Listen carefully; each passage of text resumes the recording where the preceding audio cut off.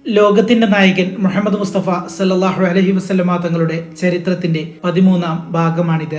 അൽ അമീന് 40 വയസ്സ് പിന്നിട്ടു. ഹിറാ ഗുഹയിൽ ദിവസങ്ങളോളം താമസിക്കാൻ തുടങ്ങി.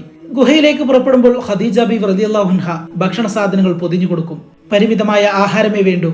കൊണ്ടുപോയ ആഹാരം എത്ര ദിവസത്തേക്ക് വരുമെന്ന് ഖദീജ ബീവി റളിയല്ലാഹു അൻഹയ്ക്ക് അറിയാം. ആഹാരം തീർന്നാൽ ഭർത്താവ് വീട്ടിലേക്ക് വരാറുണ്ട്. അവർ കാത്തിരിക്കും. ആഹാരം തീർന്നാലും ചിലപ്പോൾ വീട്ടിലെത്തില്ല. ഭാര്യയ്ക്ക് വെപ്രാളമായിരിക്കും. ഭക്ഷണ സാധനങ്ങൾ പൊതിഞ്ഞു കെട്ടി വേലക്കാരന്റെ കൈവശം കൊടുത്തയക്കും. വളരെ ഉയരമുള്ള മലയാണ് ജബലുന്നൂർ. കൂറ്റൻ പാറക്കെട്ടുകളാണ് നിറയെ. അവയെല്ലാം ചവിട്ടിക്കയറി മുകളിലെത്തണം. കാൽ വഴുതിയാൽ അനേകമടി താഴ്ചയുള്ള മലയടിവാരത്ത് ചെന്ന് വീഴും. നല്ല ആരോഗ്യമുള്ള ഒരാൾ മണിക്കൂറിലേറെ കഠിന ശ്രമം നടത്തിയാലേ മലമുകളിൽ എത്തിച്ചേരാൻ കഴിയൂ.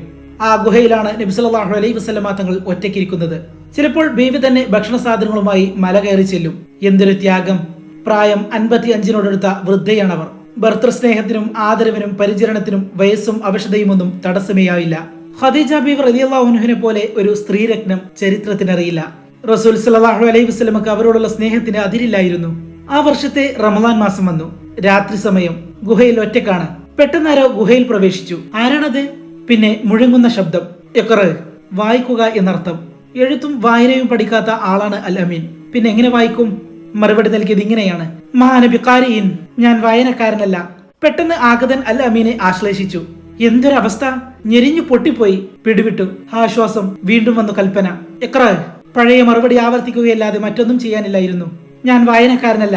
ആഗതൻ ശക്തിയായി ആശ്ലേഷിച്ചു. കൂടുതൽ ഞെരുക്കം, വല്ലാത്ത അസ്വസ്ഥത. വിഷമിച്ചു പോയി. 3-ാം തവണയും കൽപ്പന വന്നു: ഇഖ്റ. ഇത്തവണയും പുതിയൊരു മറുപടിയില്ല. ഞാൻ വായനക്കാരനല്ല. ഇത്തവണ കൂടുതൽ ശക്തമായി ഞെരുക്കം. വാരിയല്ലുകൾ തകർന്നു പോകുമോ എന്ന് തോന്നിപ്പോയി. ആഗതൻ തന്നെ വായന തുടങ്ങി: ഇഖ്റ ബിസ്മി റബ്ബിക. സൃഷ്ടിച്ച നിന്റെ നാഥന്റെ നാമത്തിൽ വായിക്കുക.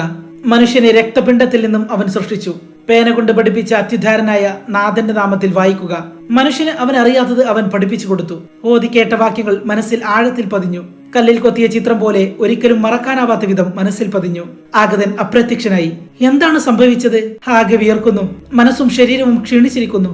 ഒരുതരം ഭീതി തന്നെ ബാധിച്ചിരിക്കുന്നു. ഹിറാ ഗുഹയിൽ നിന്നും പുറത്തേക്കിറങ്ങി. ചക്രവാളത്തിൽ ആ മുഖം, താൻ നേരത്തെ കണ്ട രൂപം. പിന്നെ ഓടി. പരിസരബോധമില്ലാതെ ഓടി. ഖദീജ ബീവി റളിയല്ലാഹു അൻഹ ഭർത്താവിന്റെ ശബ്ദം കേട്ട് പരിഭ്രമിച്ച് പുറത്തേക്ക് നോക്കി. അതാ ഓടിക്കയറി വരുന്നു. സമ്മിലൂനി, സമ്മിലൂനി, എന്നെ പുതപ്പിട്ട് മൂടൂ, എന്നെ പുതപ്പിട്ട് മൂടൂ. ഖദീജ റളിയല്ലാഹു അൻഹ ഭർത്താവിനെ സ്നേഹപൂർവ്വം സ്വീകരിച്ചു. കട്ടിലിൽ കിടത്തി പുതപ്പിട്ട് മൂടിക്കൊടുത്തു. വല്ലാത്ത കിതപ്പും ബത്തപ്പാടും. കിടക്കട്ടെ, അല്പം വിശ്രമിക്കട്ടെ. ആശ്വാസം വന്നിട്ട് സംഭവിച്ചത് എന്താണെന്ന് ചോദിക്കാം. അല്പം കഴിഞ്ഞപ്പോൾ ചെറിയൊരു ആശ്വാസം. ഖദീജ ബീവി റളിയല്ലാഹു അൻഹ ചോദിച്ചു: എന്താണുണ്ടായത്? നടന്ന സംഭവങ്ങളൊക്കെ നബി തങ്ങൾ വിവരിച്ചു. എന്റെ ജീവൻ എന്തെങ്കിലും സംഭവിക്കുമോ എന്ന് ഞാൻ പേടിച്ചുപോയി. അങ്ങനെയൊന്നും സംഭവിക്കില്ല. അല്ലാഹു സുബ്ഹാനഹു വ തആല താങ്കളെ കൈവിടുകയുമില്ല. താങ്കൾ കുടുംബ ബന്ധങ്ങൾ ചേർക്കുന്നു, അഗതികളെ സഹായിക്കുന്നു, മറ്റുള്ളവരുടെ വിഷമങ്ങൾ തീർക്കുന്നു. ഖദീജ റളിയല്ലാഹു അൻഹയുടെ മനസ്സിൽ ബേജാറുണ്ടായിരുന്നു. പക്ഷെ ഒന്നും പുറത്തു കാണിച്ചില്ല. അങ്ങനെ വേണം. ആശ്വസിപ്പിക്കേണ്ടവർ പരിഭ്രമം കാണിക്കരുത്. ആരായിരിക്കും തന്റെ ഭർത്താവിനെ സമീപിച്ചിരിക്കുക? പിശാചോ അതോ ജിന്നോ? ഛേ, അങ്ങനെയുള്ള ശക്തികളൊന്നും അൽ അമീനെ സമീപിക്കില്ല. സംഭവിച്ചത് എന്താണെന്നറിയണം. ആരോട് ചോദിക്കും? അപ്പോൾ ഒരു മുഖം മനസ്സിൽ തെളിഞ്ഞു. വറഖത്ത് ബിൻ നൗഫൽ തന്റെ അടുത്ത ബന്ധുവാണ്. പൂർവ്വവേദങ്ങൾ പഠിച്ച പണ്ഡിതൻ. ഇപ്പോൾ വാർദ്ധക്യം ബാധിച്ചിരിക്കുന്നു. നമുക്ക് വറഖത്ത് ബിൻ നൗഫലിനെ ചെന്ന് കാണാം. സംഭവങ്ങൾ വിവരിച്ചു കൊടുക്കാം. എന്താണ് അദ്ദേഹം പറയുന്നത് എന്ന് നോക്കാം. ഖദീജ ബീവി റളിയല്ലാഹു അൻഹ പറഞ്ഞു. നബി സല്ലല്ലാഹു അലൈഹി വസല്ലമ തങ്ങൾ സമ്മതിച്ചു. ഇരുവരും കൂടി നടന്നു. വറഖയുടെ സമീപത്തെത്തി.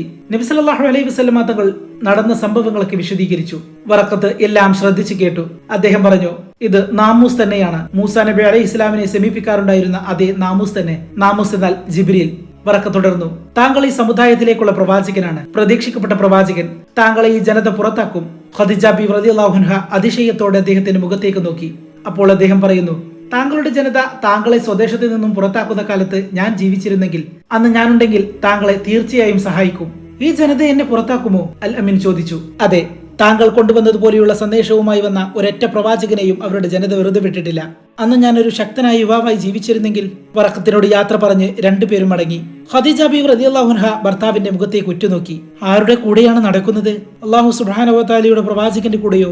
ഭീതിയും സന്തോഷവും കൂടി കുഴയുന്നു. എന്തെല്ലാം പരീക്ഷണങ്ങളായിരിക്കും ഇനി സഹിക്കേണ്ടി വരിക? വറഖത്തിന്റെ സൂചന അതാണല്ലോ. ദിവസങ്ങൾ അങ്ങനെ കടന്നുപോയി. ആശങ്കക്കും പ്രതീക്ഷക്കും മധ്യത്തിലാണ് ഇപ്പോഴത്തെ ജീവിതം. സ്വന്തം ജനത തന്നെ വെറുക്കും. ഈ നാട്ടിൽ നിന്നും ഓടിക്കും. വെപ്രാളം നിറഞ്ഞ ചിന്തകൾ. അല്ലാഹു സുബ്ഹാനഹു വ തആല പ്രവാചകനായി തന്നെ തെരഞ്ഞെടുത്തിരിക്കുന്നു. എല്ലായ്പ്പോഴും അള്ളാഹുവിന്റെ കാവലുണ്ടാകും. ജിബ്രീൽ അലൈഹിസ്സലാം എന്ന മലക്കാണ് തന്നെ കാണാൻ വന്നത്. ഇനിയും വരും. എന്നാണ് ഇനി വരിക? ഒന്ന് കണ്ടിരുന്നെങ്കിൽ. കാണുന്നില്ല. ഇപ്പോൾ ജിബ്രീലിന്റെ വരവിന് കൊതിക്കുന്നു. ഒരു ദിവസം നബി സല്ലല്ലാഹു അലൈഹി വസല്ലമ തങ്ങൾ ഭാര്യയോട് ഒരു കാര്യം സംസാരിച്ചു. ഖദീജ, എന്റെ പിതൃ സഹോദരന്റെ അവസ്ഥ അറിയാമല്ലോ. വീട്ടിൽ വളരെ ബുദ്ധിമുട്ടാണ്. നമുക്ക് ആ കുട്ടിയെ ഇവിടെ കൊണ്ടുവന്ന് വളർത്തിക്കൂടെ? അദ്ദേഹത്തിനും അതൊരു സഹായമാകുമല്ലോ. ഏത് കുട്ടിയുടെ കാര്യം? അലി എന്ന കുട്ടിയുടെ കാര്യം. അതിൽ എനിക്ക് സന്തോഷമേ ഉള്ളൂ. നമുക്ക് വളർത്താം. അദ്ദേഹം ഇങ്ങോട്ട് അയക്കുമോ? ഞാൻ പോയി സംസാരിക്കാം. ഞാൻ നിർബന്ധിക്കും. അപ്പോൾ സമ്മതിക്കും. നബി സല്ലല്ലാഹു അലൈഹി വസല്ലമ തങ്ങൾ അബൂ ത്വാലിബിനെ കാണാൻ പോയി. ആരാണിത്? എന്തൊക്കെയുണ്ട് മോനെ വിശേഷം? ഞാൻ ഒരു കാര്യം പറയാൻ വന്നതാണ്. എതിര് പറയരുത്. എന്താണ് കാര്യം? അത് പറയൂ, കേൾക്കട്ടെ. അലിയെ വളർത്താനുള്ള ഉത്തരവാദിത്തം എനിക്ക് തരണം. ഞാൻ അവനെ വീട്ടിലേക്ക് കൊണ്ടുപോകാം. വേണ്ട വേണ്ട മോനെ, എന്നെ അതിന് സമ്മതിക്കണം. എതിര് പറയരുത്. നിർബന്ധം കൂടിയപ്പോൾ വഴങ്ങേണ്ടതായി വന്നു. അലിയെയും കൊണ്ട് അൽ അമീൻ പോയി. അലി പ്രവാചകന്റെ വീട്ടിലെ അംഗമായി. വീട്ടിലെ പുതിയ സംഭവങ്ങളൊക്കെ അലിയും അറിയുന്നുണ്ടായിരുന്നു. ഒരു ദിവസം അൽ അമീനും അലിയും തമ്മിലൊരു സംഭാഷണം. അൽ അമീൻ പറഞ്ഞു, നാം എല്ലാം അള്ളാഹുവിന്റെ സൃഷ്ടികളാകുന്നു. അവനാണ് നമുക്ക് ശക്തി നൽകിയത്. അവന്റെ കൽപ്പനകൾ അനുസരിച്ച് ജീവിക്കണം. ഉടനെ കുട്ടി ചോദിച്ചു, ആരാണ് അള്ളാഹു? ഈ ലോകത്തിന്റെ സൃഷ്ടാവ്. ഭൂമിയും ആകാശവും പടച്ചത് അള്ളാഹുവാണ്. വെള്ളവും വായുവും സൃഷ്ടിച്ചതും അവൻ തന്നെ. നമ്മെ സൃഷ്ടിച്ചത് അള്ളാഹുവാണ്. നാം അവനെ ആരാധിക്കണം. അവൻ കൽപ്പിച്ചതുപോലെ ജീവിക്കണം. ഞാൻ അള്ളാഹുവിന്റെ റസൂലാകുന്നു. അള്ളാഹു സുബ്ഹാനഹു വ തആല ഏകനാണ്. അവന് പങ്കുകാരില്ല. മുഹമ്മദ് അവന്റെ അടിമയും റസൂലുമാകുന്നു. മോനെ അലി, നീയും ഇത് വിശ്വസിക്കണം. ഞാൻ ഉപ്പയോട് ചോദിച്ചിട്ട് വിശ്വസിക്കാം. മാതാപിതാക്കളുടെ സമ്മതം വാങ്ങിയിട്ടാണല്ലോ കുട്ടികൾ എന്തും പ്രവർത്തിക്കുക. അതേ രീതിയിൽ പറഞ്ഞു. അങ്ങനെയാകട്ടെ.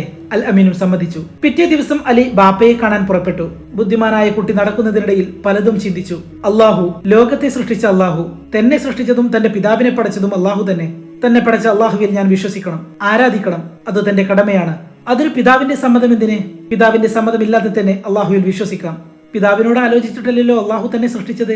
അലി വഴിയിൽ നിന്നും മടങ്ങി വന്നപ്പോൾ അൽ അമീൻ ചോദിച്ചു, ഉപ്പ എന്തു പറഞ്ഞു? ഉപ്പയോട് ചോദിക്കേണ്ട യാതൊരു ആവശ്യവുമില്ല. അള്ളാഹു ഏകനാണെന്നും അവന് പങ്കുകാരില്ലെന്നും മുഹമ്മദ് അവന്റെ റസൂലാണെന്നും ഞാനിതാ സാക്ഷ്യം വഹിക്കുന്നു.